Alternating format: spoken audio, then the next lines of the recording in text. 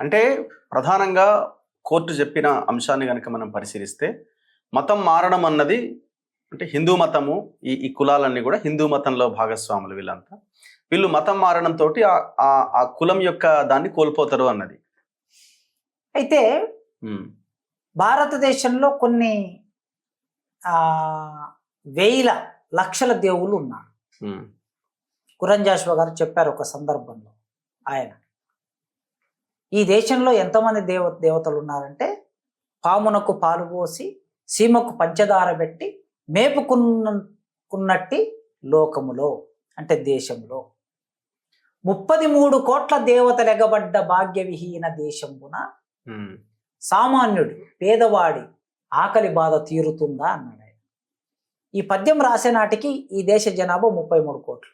Okay, అంటే 33 కోట్ల దేవతలు ఎగబడ్డ దేశము అన్నాడు ఆయన. మనిషికి ఒక దేవుడు ఉన్నాడని లెక్క.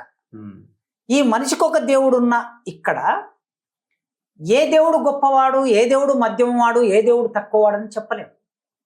ఒక్కొక్క దేవుని ఒక్కొక్కరు పూజిస్తారు. వాళ్ళ ఆలోచన ప్రకారం వారి శక్తి మేరకి వారికంటూ దేవుళ్ళు ఉన్నారు. భూమిని దున్నుకొని బతికేవాడు భూదేవి భూలచ్చుమమ్మ. భూలచ్చుమమ్మ ఒక దేవుడు. ఇప్పుడు మా ఊళ్ళో మాకు వ్యవసాయ పని మేము చిన్నప్పుడు చూసాం, ఇప్పటి వరకు కూడా చేస్తూ ఉంటారు మా నాన్న మా అమ్మ. భూలచ్చుమమ్మ ఉంది.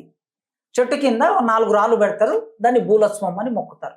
పంట రాగానే కంకులు రాగానే ఆ మొదటి కంకుల్ని తెంపి ఆ భూలచ్చుమమ్మకి అక్కడ కట్టేస్తారు. తర్వాత పంట మొత్తం కోసుకున్న తర్వాత కళ్ళం అక్కడ ఉంటుంది, ఒక యాటను తెచ్చి భూలచ్చుమమ్మకు కోసి ఊళ్ళో ఉన్న బంధువులందరినీ పిలిచి వాళ్ళకు భోజనం పెట్టి ఆ తర్వాత ఆ రాశిని పంట రాశిని ఇంటికి తీసుకెళ్తారు.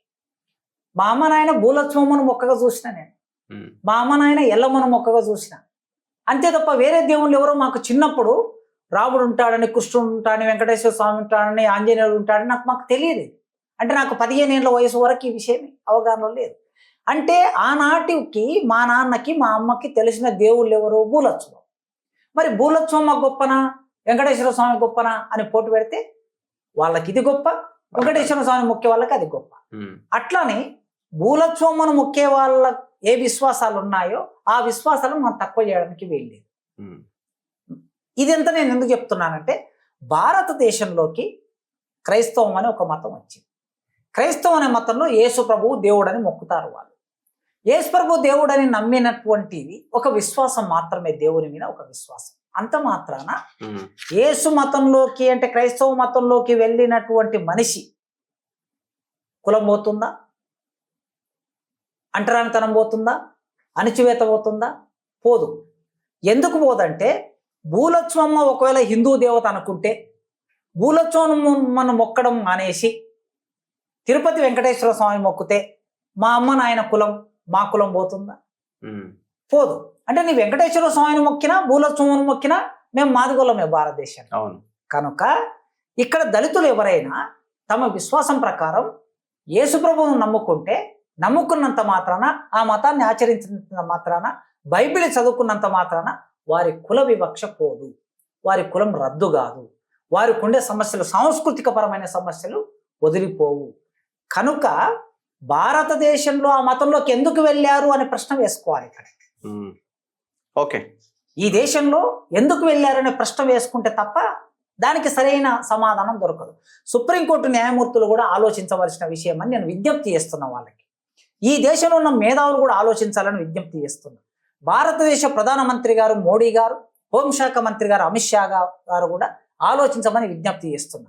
ఎందుకు అని అంటే, 1950లో భారత రాజ్యాంగం అమల్లోనికి వచ్చింది. 1757లో ప్లాసీ యుద్ధం జరిగింది.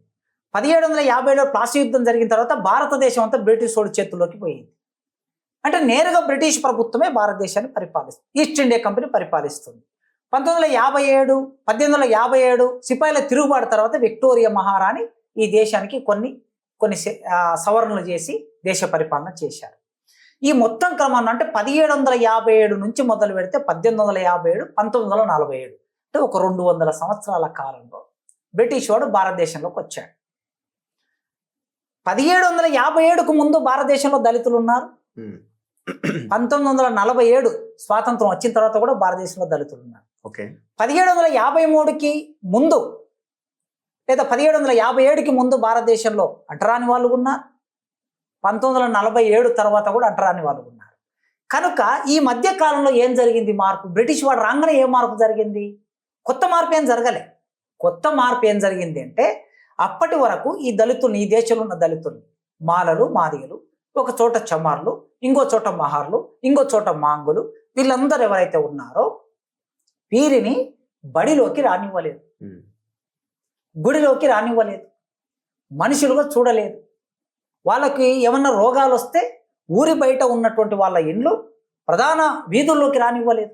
ప్రధాన వీధుల్లోకి రాకుండా ఊరి అవతల జీవించినటువంటి వాళ్ళు ఊరి అవతలే చచ్చిపోయారు తప్ప రోగాలు రొస్టులు వస్తే వాళ్ళని ముట్టుకున్నవాడు లేడు. ఈ స్థితి ఉన్న కాలంలో బ్రిటిష్ వాడు భారతదేశంలోకి ఎంటర్ అయ్యాడు. భారతదేశంలోకి ఎంటర్ అయిన తర్వాత, అంతకన్నా ముస్లింల ముందే ఎంటర్ అయ్యారు, తర్వాత బ్రిటిష్ వాడు ఎంటర్ అయ్యాడు. బ్రిటిష్ వాడు ఎంటర్ అయిన తర్వాత అక్కడ ఈ దేశంలో ఉండే సంక్లిష్టమైన సమస్య ఏందో వాడు అర్థం చేసుకొని వాడి ప్రయోజనం కోసమే, బ్రిటిష్ వాడు ఇక్కడ క్రైస్తవ మతాన్ని పెట్టి, క్రైస్తవ మిషనరీలు పెట్టి ఏదో చేస్తే ఈ దేశాన్ని బాగు చేయాలని, ఈ ప్రజల్ని బాగు చేయాలనే ఉద్దేశంతో చేశాడని నేను చెప్పట్లేదు. ఆ విధంగా ఎవరైనా అర్థం చేసుకోవద్దని కోరుతున్నాను నేను. వాడు ఈ దేశంలో ఉండే వైరుధ్యాన్ని అర్థం చేసుకున్నాడు. అంటే కోట్లాది మంది ప్రజలు, ఈ కోట్లాది మంది ప్రజలు అంటరాని వాళ్ళు ఉంటున్నారు కనుక అంటరాని వాళ్ళని మనం చేరువ చేసుకోవచ్చు కదా, డివైడ్ చేసిండు, విభజన చేయొచ్చు కదా. వాళ్ళని చేరువ చేసుకోవాలంటే మనం ఏం చేయాలి? ఈ దళితులు అనేవాళ్ళు, వాళ్ళకు బడి లేదు, వాళ్ళకు గుడి లేదు, కనుక వాళ్ళకు ఒక చిన్న గుడి కడితే నీ దేశంలో ఉండే నీ దేవుళ్ళు నిన్ను దగ్గరికి రానివ్వటం లేదు, మా దేవుని దగ్గరికి నీవు రావచ్చు, రా, మాతో పాటు సమానంగానే కూర్చొని ఇక్కడ పూజ చేసుకోవచ్చు అని వాళ్ళని ఆహ్వానించింది. చర్చి కట్టి ఆహ్వానించింది. తర్వాత నీ దేశంలో ఉన్నటువంటి పాఠశాలలు, ఆనాటి వైదిక పాఠశాలలు నిన్ను దగ్గరికి రానివ్వటం లేదు, నిన్ను చదువుకోనివ్వటం లేదు. చదువుకుంటే చెవులో సీసం పోశారు, మాట్లాడితే నాలుక తెగ్గోశారు. వేదం నేర్చుకొని ఆ వేదాన్ని చదివితే నాలుక ఉంది కనుక చదువుతున్నావు కదా అని చెప్పేసి నాలుకను కోసేశారు. కానీ నువ్వు నా దగ్గరికి రావచ్చు, నేను నీకు ఇంగ్లీష్ నేర్పిస్తా, నేను నీకు తెలుగు నేర్పిస్తా, నీకు జ్ఞానాన్ని ఇస్తా, నా చర్చిలోకి రా, నా మిషనరీ పాఠశాలకు రా అని ఆహ్వానించాడు. ఆ తర్వాత రోగం వచ్చి చచ్చిపోతూ ఉంటే ఆ శరీరం మీద అయినటువంటి పుల్ల నుంచి రక్తం గారుతుంటే, చీము గారుతుంటే ఆ నర్సులు వచ్చి ఆ రక్తాన్ని, చీముని వాళ్ళ చేతులతో తూడ్చి శుభ్రం చేసి నీకు వైద్యం చేస్తాం, నా దగ్గరికి రా అని ఆహ్వానించాడు. నువ్వు దగ్గరికి రానియకపోతేనే కదా వాళ్ళ దగ్గరికి తీసుకున్నాడు. దగ్గరికి తీసుకున్న తర్వాత దాని పట్ల వాళ్ళకు ఒక విశ్వాసం ఏర్పడింది. విశ్వాసం ఏర్పడి అందులోకి వెళ్ళారు. కనుక ఈ దేశంలో ఉండే సామాజిక సమస్యని, సామాజిక అంతరాలని సుప్రీంకోర్టు, భారతదేశం ప్రధానమంత్రి గారు, మంత్రులు అర్థం చేసుకోవాలని నేను కోరుకుంటున్నాను. 2026లో ఉన్నాం మనం. 2026లో కూడా ఇప్పటికీ దళితుల మీద కులం పేరు మీద దాడులు జరుగుతున్నాయి, కులం పేరు మీద చంపేస్తున్నారు. కులం అనేది ఎట్లా ఉంటుందంటే చాలా ఫ్లూయిడ్గా ఉంటుంది. ఒక ప్రొఫెసర్గా ఉన్నటువంటి వాడైనా, ఒక ఐఏఎస్ ఆఫీసర్ అయినా, ఒక మంత్రి అయినా, ఎవరైనా సరే కుల వివక్షని ఎదుర్కొంటారు. అది ఎదుర్కొన్న వాడికి, అనుభవించిన వాడికే తెలుస్తుంది. ఇది ద్రవస్థితిలో ఉంటుంది. ఇలా పట్టి చూపించడానికి ఈ ఫోన్ అని ఇలా పట్టి చూస్తే నీకు కనిపిస్తుంది, మీకు అది కనబడదు. కానీ కులం అనేది చాలా జాగ్రత్తగా ద్రవస్థితిలో నీళ్ళలాగా ఇట్లా విస్తరించి ఉంటుంది, పట్టి చూపించలేము. అది అనుభవంలోకి వస్తుంటుంది. ఈ అనుభవంలోకి 2026లో కూడా వస్తుందంటే ఈ దేశంలో కులం ఉంది కనుక ఆ కుల బాధని తట్టుకోలేక ఆ దాని నుంచి విముక్తి పొందడానికి, దాని నుంచి బయటపడడానికి ఆ మతాన్ని ఆశ్రయించారు వాళ్ళు. చాలామంది అంటున్నారు, అయితే మరి ఆ మతంలోకి వెళ్ళిన తర్వాత కులం పోలేదు కదా నీకు, పోనప్పుడు ఎందుకు పోయినట్లు ఆ మతంలోకి అంటున్నారు. ఆ మతంలోకి వెళ్ళినా కూడా కులం పోలే, కానీ ఇక్కడ నీ గుడిలోకి ఎన్నడైనా మాల మాదిగల్ని చర్చిలోకి రానివ్వకుండా అడ్డుకున్నారు, చర్చిలోకి వెళ్ళినందుకు వెలివేశారు అనే వార్త ఒక్కటైనా మనం ఈ దేశంలో చూసామా? చూడలే. ఈ రోజు వరకైనా గుడిలోకి వెళ్ళినందుకు మాల మాదిగల వెలివేత అనే వార్తలు చూస్తూ ఉంటాం. నీ గుడిలోకి వస్తే వెలివేస్తున్నావు, చర్చిలోకి వస్తే ఆహ్వానిస్తున్నాడు, అంతే తప్ప అక్కడ పోయినంత మాత్రాన కులం పోయింది అని మనం చెప్పడానికి వీల్లేదు.